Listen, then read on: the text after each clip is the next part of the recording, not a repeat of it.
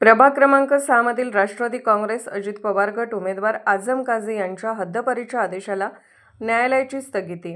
अजित पवार पक्षाचे उमेदवार आझम मोहम्मद काझी हे पुन्हा रिंगणात चड्डू ठेवल्याचे दिसत आहे। मिरज शहरातील प्रभाग क्रमांक 6 मधून राष्ट्रवादी काँग्रेस अजित पवार गटचे उमेदवार आझम मोहम्मद काझी यांच्या विरोधात सांगली जिल्हा पोलीस प्रशासनाने केलेल्या हद्दपारीच्या कारवाईला कोल्हापूर खंडपीठाने स्थगिती दिली आहे।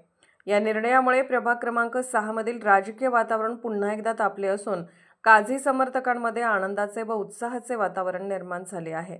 हद्दपारीच्या आदेशामुळे काही काळ राजकीय चर्चांना वेगळे वळण मिळाले होते, मात्र न्यायालयाने दिलेल्या स्थगितीमुळे आझम काझी यांचा निवडणूक रिंगणातील मार्ग मोकळा झाला असून ते पुन्हा पूर्ण ताकदीने प्रचारात उतरणार असल्याचे संकेत त्यांच्या समर्थकांकडून दिले जात आहेत।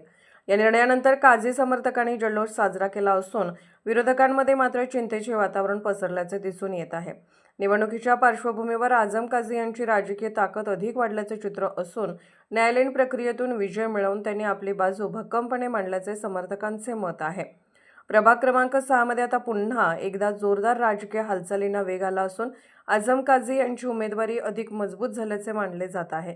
आता खरी लढत सुरू झाली आहे अशी प्रतिक्रिया त्यांच्या कार्यकर्त्यांकडून व्यक्त होत आहे।